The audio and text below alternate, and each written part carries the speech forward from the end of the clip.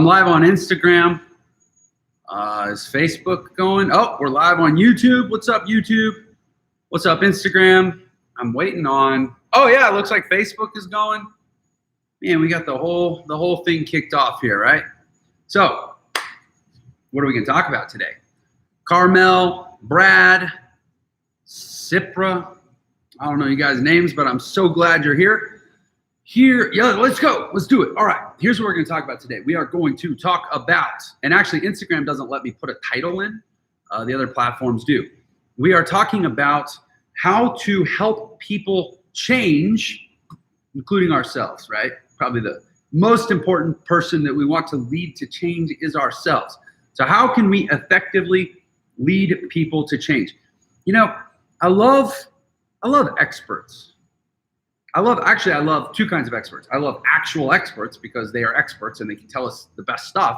And then there's the broader base of experts who are not experts at all. They are just self-proclaimed experts. And I love them because they have so many opinions that they have the word opinion and truth confused, and they have their opinions and they say it like it's truth, and they emphasize their truth. And it's like, no, that's just your opinion, dude, and you're not actually informed. So what I like to do is go to actual experts to find these things out, because I am obsessed at a personal level. First of all, I am obsessed. Hey, Jason, what's up, man? You joined the program. Excited to have a welcome meeting. We're excited to have you. Hey, Thaddeus, I'm so glad you came on. Literally, we have a call in 20 minutes, and I might be a few minutes late because we're here, but I'm glad you popped on so I can tell you that. I'm going to try not to be, though. Yeah, YouTube, I can't see who's on, but I'm so glad you're here, YouTube world too. So talking about experts, right? How we can help ourselves change, how we can help other people change. I like to go to actual experts, you know, like the people that do research. Carmel, you're in the program too, and Elite, excellent. I'll look forward to seeing you. We have an Elite training tomorrow afternoon. I'll see you there. Paula, hello, glad you're here. Maria, glad you're here. This is so good. I love it. I love the world is just like a big family. That's what the internet has done. See, most of the world is like, oh, this COVID thing, we're all connected digitally, all this stuff. I've been rocking this for a decade. We've all been connected this whole time. The internet is a big family where you can connect and create relationships with the people that are like you, that are into the same stuff. And because I'm into the strategy, the technique, the tactics, the science, and the drive of having the most awesome life possible, what I find is there's a lot of people that are into what I'm into, because everybody kind of wants to have an awesome life. I just, frankly, have been able to create a life and build a life based on the study of how to have an awesome life. So all I really do is I come back to the world and share what I find out. Brad wants to know, what is the difference between Elite and the starter program? The starter program is basically you go through a course, you're part of a free community, we support each other, we love on each other. The Elite essentially just gives you access to a weekly training that myself and Dan, my training partner, do. And it's got another level of group on Facebook where we kind of deal with some more Elite questions and stuff. But it's no big deal, man. You're great either way. It's just, you know, if you got the budget, you got the extra time, and you want to do Elite, that's cool. But don't feel like you're missing out if you're not in it. Well, you're only missing out on what you're missing out on, right? Anyways, so talking about experts, okay? These are the people I like to go to, because here's the thing. I feel like I have a responsibility. It's one thing to screw up your own life, right? We can all screw up our own lives. If I want to go follow the wrong leaders or study the wrong gurus or experts or whatever, and then go apply bad science to my life, okay, I screwed up my own life, whatever. We all do crazy things to ourselves all the time. Like, usually we're our own worst enemy, right? But I have decided that I'm going to build a life out of sharing with other people what I think can help them, which means I actually feel like a little higher responsibility to get it right. So I feel like be careful who I learn from. And by all means, I think everybody should do this. But I'm saying I think I'm more likely to actually do it in some cases, because I don't want to hurt somebody else. I think a lot of times we're more willing to hurt ourselves by listening to bad advice or going with bad advice than if we, are like giving it to our kids, right? So I just say, well, if the whole world was my children and I was trying to help them have an awesome life, what would I say? Then I would want to know that it was good advice. So I have recently been studying a guy named Albert Bandura. And it's funny, we live in a world where, I say, I have recently been studying a man named LeBron James. everyone's, oh yeah, LeBron, right? But I say, we live in a world where, or I'm studying a guy named Albert Bandura. People are like, no, I don't know who that is. Well, LeBron's great. I love watching LeBron, right? I love, athletes and celebrities and famous actors and all that. They're cool, but there's people out there that are next level awesome. And Albert Bandura is one of these people that is next level awesome. He is a social psychologist who essentially created the theories, a lot of the theories that are now super impactful in social cognition and social psychology. And in particular, he taught a lot about how we can influence ourselves to make better choices, and how we are influenced by others in the choices that we make. So I look to him, and you can look him up. Wikipedia is a good start, but he's got books and he's amazing. I look to him to say, okay, how do we really, really change people? I'm a dad. Okay, I have kids. 2 of them are teenagers. They're that. And I have an 11-year-old, and from 11, 15, and 17, they're all at a point in life where I'm like, I don't want to screw this up.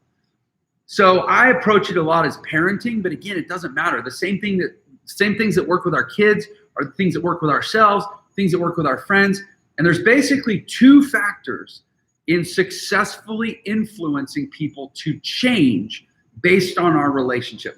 There's other factors if you're trying to sell, but just based on influencing their behavior out of perceived like a goodwill or a genuine desire. I want to help, I want to steer them, I want to shape them, but I don't want to be overbearing. There's 2 factors. One is you have to give people choice. Let that sink in for a second, especially if you're approaching this from a parenting standpoint.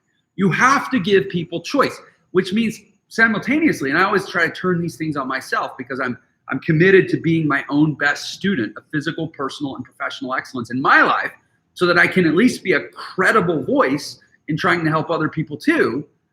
You have to give yourself and other people choice. You have to accept the reality that we're all in control of our own choices, which means with your parents, which means with your friends, which means with your other family members, which means with the world at large. You have to accept that people are going to do what they're going to do. And then in fact, if you want to help them, you have to first and foremost encourage them to make it their own choice.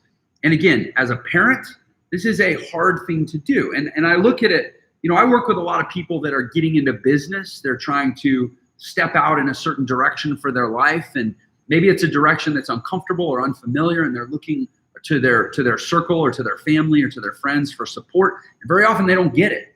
Very often a lot of the work that I do with people is helping them deal with the fact that they aren't getting support from the people around them. Stu is on. I do see that YouTube is now telling me who's here. Stu, what's up? Teresa, what's up? I appreciate you guys being here so much. So very often people are trying to change their life, and they're looking around to the world, and they're almost surprised to find that the world around them isn't actually supporting them in the way that they maybe thought that it would, or maybe think that it should. And so that's because the world around us wants, if people that care about us, people that don't care about us, they don't care about us. But the people that do care about us, the number one thing that they care about is our safety, right? They want us to be safe, usually more than they want us to be happy. Carmel, go do your date night with your son. Tremendous. I love that. I had a date night with my wife last night. I had date night with my daughter before that. Absolutely, that's what you should be doing. But very often the people that care about us want us to be safe more than they want us to be happy. And to the extent that they perceive that those things are not the same thing, they're going to choose safety. That's part of how most people show love, right? They want us to be safe. And so because most people haven't actually learned, because maybe they haven't studied Albert Bandura, they haven't actually learned how to be loving in the most effective way, to the extent that love is about empathy, and it's about guidance, and it's about trying to represent the best ideal outcome for people. They try to force it. Say, I want you to be safe, so I'm going to try to force you to be safe, and I'm going to try to emotionally leverage you, where if I think you're making yourself unsafe because you're taking a chance, or you're taking a risk, or you're doing something that doesn't make sense to me, I'm going to withhold my love. I'm going to act angry. I'm going to act cold. I'm going to act distant. I'm going to try to emotionally leverage you to force you to go in the direction that I want you to go, or that I think you should go, in order to stay safe. And it doesn't work, because what they are doing is they're giving you an ultimatum that says, you do not get to choose. You must choose what I want you to choose, or else I will allow it to change the dynamic of our relationship. that is actually not how you influence people that you care about. And especially with your kids, you cannot emotionally leverage them to say, I'm so disappointed, or, you know, I'm so angry. Or you can say that. I wouldn't say you're disappointed. I think obviously we get angry sometimes because we get angry because we're scared, and we get scared because we want them to be safe. But we have to try to ground it in reminding ourselves that we must give them the choice. So Albert Bandura did this experiment where he brought in people that are far more irrational and far more impulsive than teenagers. And you're like, well, who's more irrational and impulsive than teenagers? I'll tell you who is. People with phobias. People that have irrational, unfounded fears, terror of certain things, right? There's no reasoning with that. You try to tell your kid he needs to stay in and do his homework instead of going out with his friends. You're like, oh, he's so unreasonable. That is nothing compared to somebody that has an irrational fear of snakes. Someone who has an irrational fear of snakes is next level irrational, and they are next level impulsive. You want to see them give into their impulses? Put a snake in their face.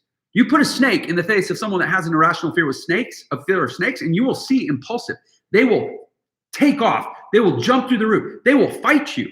There is no reasoning. There is no cognitive processing. There is just a reaction. There is just an impulse, right? So he brought in the most impulsive and irrational people imaginable, which are people with a phobia. And he said, let's see how we can help these people change, right? And he found, number one, you have to give them a choice. You cannot lock them in a room with a snake and say, deal with it.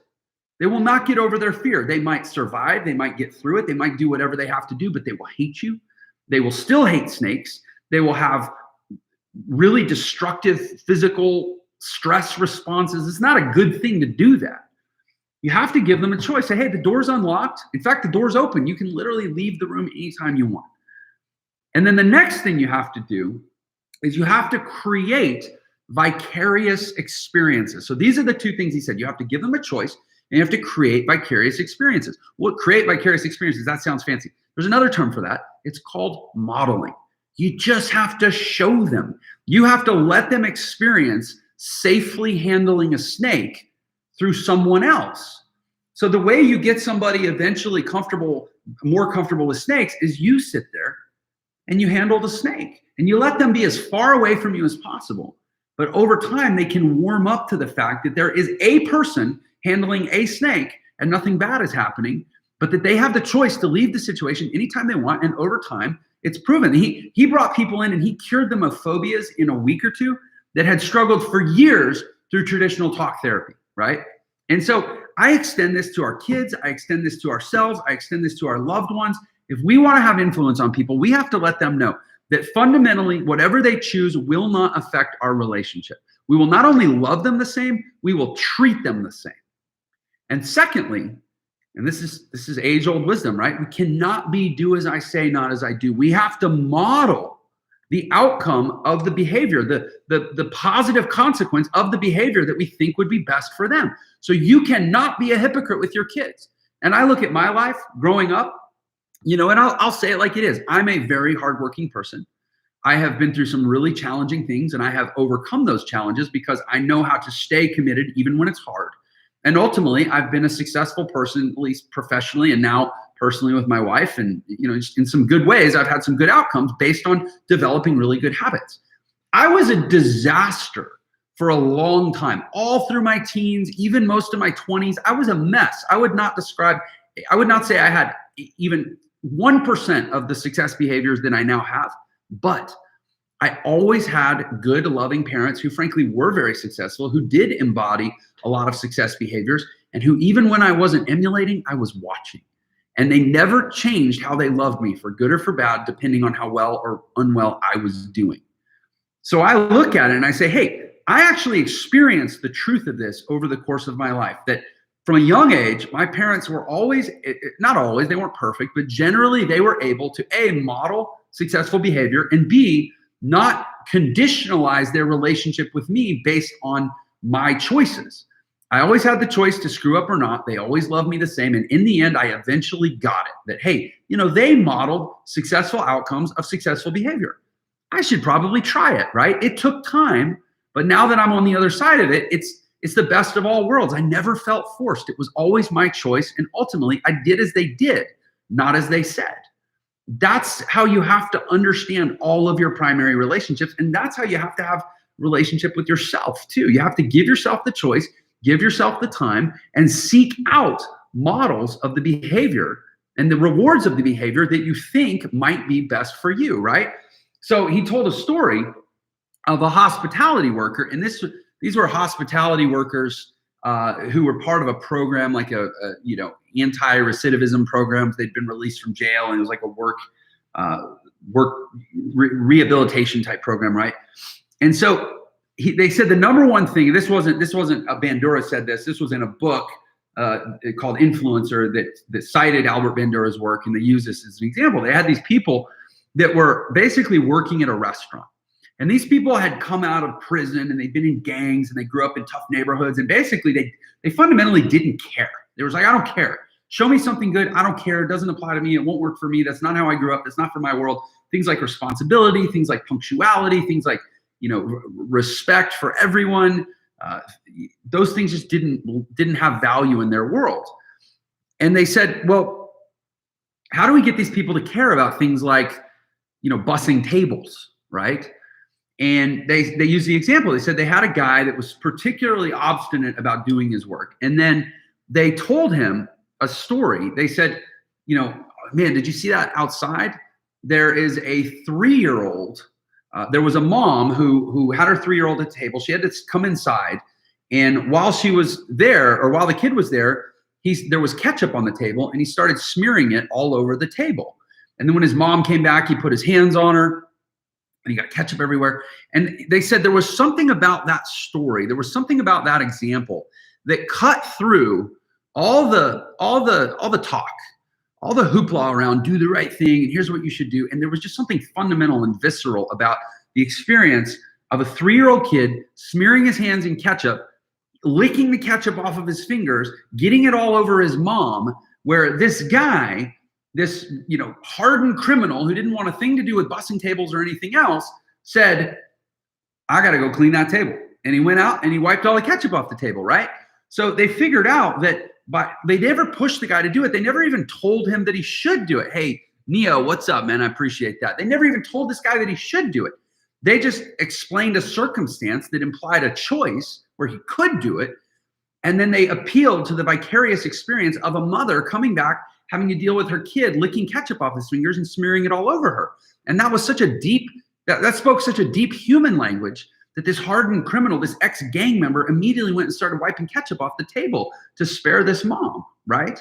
That's how you influence. That's a good example of how in a moment you can create choice, and you can create an empathetic human experience, a vicarious experience that taps into a deeper language than just talk. Thaddeus, I will see you on our call here shortly. In the last few minutes before that call, I have an appointment with someone who's actually on. I appreciate him watching. I'll just say this, back in September 2018, I started doing this whole let me go social, let me put myself out there kind of thing. And I got a lot of feedback from two camps. The first camp were like real assholes. And they're like, who is this guy? And this douchebag on my feed, and he's such a loser. And they tried to hurt me with, they didn't have sticks and stones, so they tried to hurt me with words. Obviously, they were moderately effective, but I survived and I'm still here. Then the other camp of people, and I was really excited about this, they were like, yeah, man, I see it. I get it. This is awesome. I should do that. And so many people said, I should do that. But I'll just say this, of the people that said, I should do that, thank you, Brad. I appreciate that. But of the people that said, I should do that, so very few have actually done that. A couple have, actually. And they're the people I know that have, that really leaned into it, have, in many cases, they've done more with it than me. But so many people have said they should and then not. And what I realize is I'm actually doing what I'm prescribing here. We live in a world where Gary Vee has been saying for a decade now that we all essentially should be doing some version of this. I saw a pretty funny post that Gary Vee did. I'll show you this. A pretty funny post that Gary Vee did today, where he said, He said, man, a lot of y'all are listening to me like this. And he had a picture of a guy sitting with it was a dog or a bunny rabbit sitting with headphones. So the ears are up high on the bunny rabbit's head.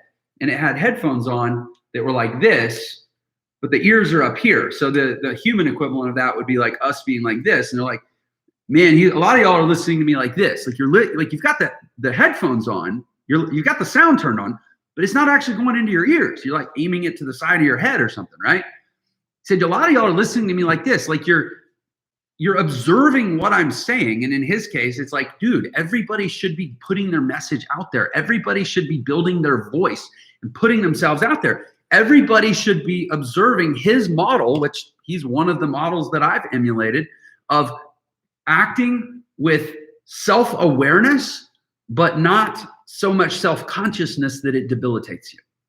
And ultimately, I said, that's great. I want to live that way. I used to live scared. I used to live small. I used to feel, I was bullied as a kid. I grew up feeling ugly and weird and have shame issues. And I've been to a bunch of therapy. But at the end of the day, the best therapy that I could do for my life is just to start putting myself out there with enough confidence to survive, but not so much confidence that I intentionally offend, basically. And it starts with a decision. It doesn't ever come natural. Even right now, I don't know that it's natural necessarily, but you just make a decision that I'm going to put out there. I'm going to suffer the slings and arrows of judgment and condemnation, and I'm going to appreciate my support, and I'm not going to invest too much in my critics. But at the end of the day, it's not about any of them. It's about me. This is my therapy. And ultimately, what I'm saying to the world, I think, is you do have a choice to put yourself out there and to grow in the ways that this forces you to grow. And whether it's not coming from me, let's take it from Gary Vee, let's take it from, Prince EA, let's take it from all the big influencers out there that says there is something incredibly powerful about putting yourself out there and making yourself eventually bulletproof, because you prove to yourself that you can survive the criticism and survive the judgment that at least is happening in your own mind, whether it's actually happening or not. And that eventually you get stronger, you get better. And yet most people, in my experience, haven't actually done it. I say to people all the time, they have a problem in their business, they have a problem in their life, they have a problem. I say, go live, talk about it, see what happens. It will transform you in ways you cannot even imagine. Many of them say they will, very few of them do. So I'm going to continue doing Albert Bandura style, giving people the choice and hopefully modeling the positive consequences of that choice. When I started going live in fall of 2018, I said, hey, I'm here. I want to talk. I want to share. I know how to do a few things, but right now I just want to talk about it. Almost a year later, I actually said, hey, this is cool. I enjoy this. Maybe I could make a full business out of this. Well, in order to make a business out of something, you ultimately got to monetize it somehow, right? Let me put some courses together and sell them this way, explaining to people a few things that I know. A year after that, it's a multi-million dollar business, and it's my main vocation. It's all I'm focused on. It's all I'm passionate about professionally at this point. I am simply going to continue to model people the growth, the personal development, and the professional development that comes from putting yourself out there in a bold, unabashed way, hopefully with the humility too, and just a desire to add value and to serve. And it's my sincere wish that over time, from both giving people that choice and giving them a vicarious experience of seeing somebody else do it and thrive for doing it, that you'll all be inspired to do it too. Ultimately, I love that you're my audience, but I would also love to be yours at some point, all right? I think that's what I have to share. I'm 3 minutes late from my call, world. I will catch you next time. Take care.